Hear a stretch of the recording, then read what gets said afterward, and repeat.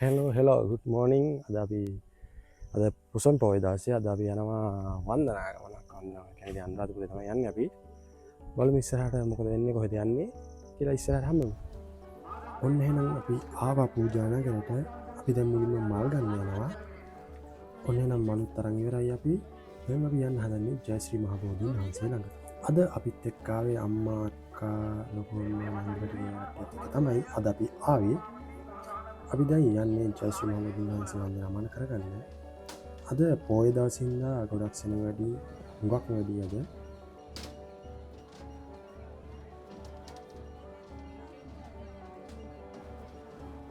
ජයශ්‍රී මහබෝධියට යන තැන හුඟක් සෙනග හිටියා එතන අපි කොහොම කොහොමහරි අස්සෙන් අස්සේ වෙංගල උඩහට ගියා ගිහිල්ල වන්දනාමාන කරගත්තා අපි දැන්ඉන්නේ පාර්ථනා බෝධිය තියෙන පැත්ති පහළ එතනත් හුඟක් සෙනග තමයි පෝය දවසනය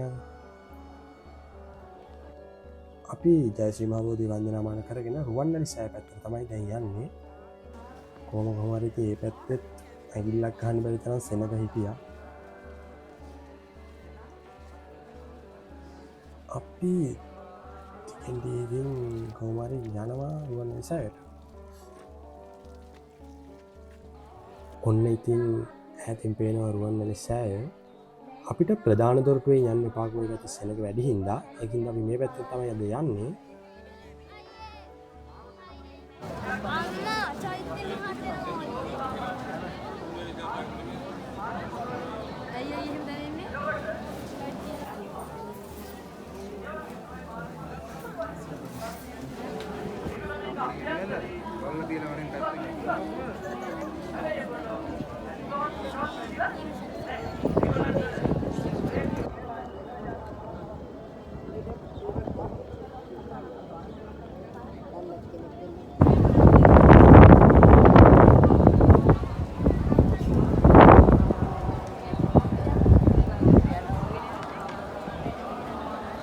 අනුරාධපුරේදී පොසොන් එකට දන්සල් වල දින්නේ ඔන්න එහෙනම් ඉතින් අපිට බද්දන්සලක් සෙට් වුණා පෝලින් තිබ්බා 3ක් හරි 4ක් හරි තිබ්බා පෝලින් ඔක්කොම පට්ට සෙනගක් හිටියේ පෝලින් වල කොහොම හරි අපිට ලං වෙලා බත්තයක් හම්බුණා අපිට ඊට පස්සේ හම්බුනේ මැජික් එකේ අයිස්ක්‍රීම් දන්සල් මැජික් එකේ අයිස්ක්‍රීම් දන්සල් නම් ගොඩක් ප්‍රසිද්ධයි ඒක ප්‍රසිද්ධ අයිස්ක්‍රීම් දන්සලේ පොලිම දැක්කාම ඉතින් අයිස්ක්‍රීම් කන්න නැතුව යන්න හිතුණා කොහොම හරි ඉතින් අයිස්ක්‍රීම් අපි මැජික් එකෙන් කෑවේ නැහැ අපි කඩෙන් මරාගෙන ඉතින් කෑවා ඊට පස්සේ අපි අවල් වෙලා තවත් බත් දන්සලකට තමයි යන්නේ ෆ්‍රයිඩ් රයිස් දන්සලක් ඒකෙත් පොලිම ටිකක් ඉගයි ටික ලඟ වුණා ඉතින් ෆ්‍රයිඩ් රයිස් දන්සල බත් කාලා ඉවරලා ඉතින් අපි මේ යන්නේ මැජික් එකේ අඹ අයිස් දන්සලට අඹ අයිස් දන්සලින් නැද්දී තව යාළුවෝ සෙට් එකක් වුණා මගේ යාළුවාගේ ළඟින් ගහනවා ඒකට එක්ක අපි ගියා අඹ අයිස් කන්න මැජික් එකේ ඔන්න එහෙනම් අයිස් එකක් ගත්තා අඹ එක ඉතින් කවුරුත් දන්නවා ආයි ස්ථානීය මෙලතුරු බලා සිටිනවා ගාල්ල කුමාරකන්ද නංගි මොනවා ගන්නද අතරමංග සුළු පිරිස නන්දනී එනතුරු අපගේ ප්‍රධාන ඊට පස්සේ අපිට හම්බුණා සව් දන්සල ඒකෙන් ඉතින් සව් එකක් බීලා අපි ගියා ඊළඟට තූපාරාවේ පැත්තට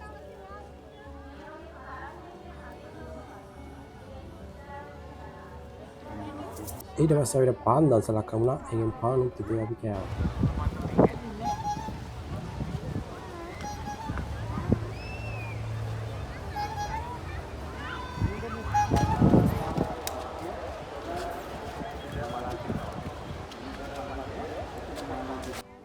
අපි එහෙනම් තූපාරාමේ කිට්ටුවටත් ආවා සාමාන්‍ය සෙනගක් තමයි තූපාරාමේ හරිනම් හිටියේ රුවන්වැලි සෑය වගේ හුඟක් සෙනග හිටියේ නෑ අපි ඊට පස්සේ ගියා බීවලංශයකට අපි ඊට පස්සේ සඳහිරු සෑය වන්දනා කරන්න ආවා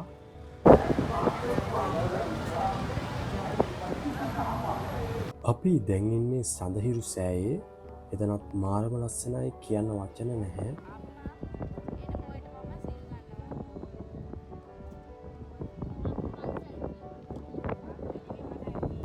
අපි උදේ ඉඳන්ම ඇවිද්ද එක කරපු නිසා සඳහිරු සෑ ළඟ ටික වෙලාවක් වාඩි වෙලා හිටියා.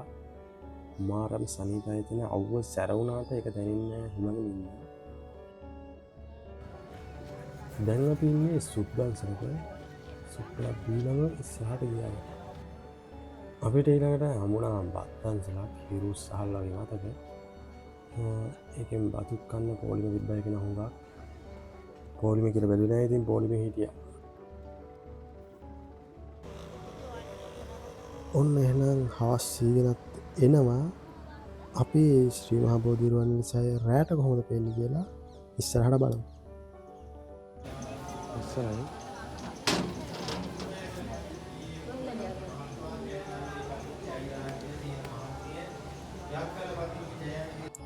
හවස් වෙනකොට ශ්‍රී මහා බෝධිය සරසලා තිබ්බ විදිය තමයි මේ. මාරම ලස්සනක් තිබ්බේ. බල්බ් වල දාලා වියන් බඳලා මාරම විදියට සරසලා තිබ්බා. මෙහෙම තමයි හවස්සට ශ්‍රී මහා බෝධිය පෙවුනේ. උදේ වගේ සෙනග නම් හිටියේ නෑ. සෙනග අඩු වෙලා තිබ්බා ටිකක්. බල්බ් වල දාලා සරසලා මේ විදිය තමයි ලස්සනට පෙවුනේ ශ්‍රී මහා බෝධිය.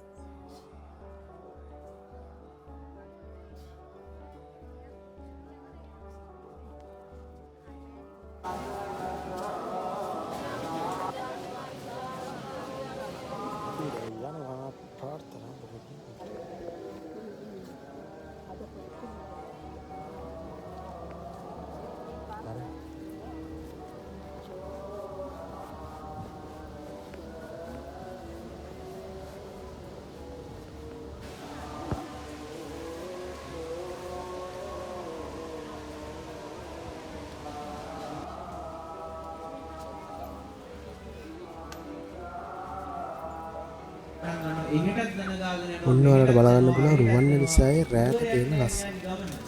අපි දැන් ළඟටම ගිහිල්ලා බලමු ලස්සන කොහොමද කියලා බල්බ් වලින් සරසලා තියෙන ආකාරය. මාරම ලස්සනක් තිබ්බ රුවන්වැලි සෑයේ. ඔයාලට පේනවා ඇති. අපි ඊට පස්සේ ගියා තූපාරාමේ බලන්න. තූපාරාමේ බල්බ් වලින් සරසලා තිබ්බ විදිය තමයි මේ. මාරම ලස්සනක් තිබ්බ එතනත්.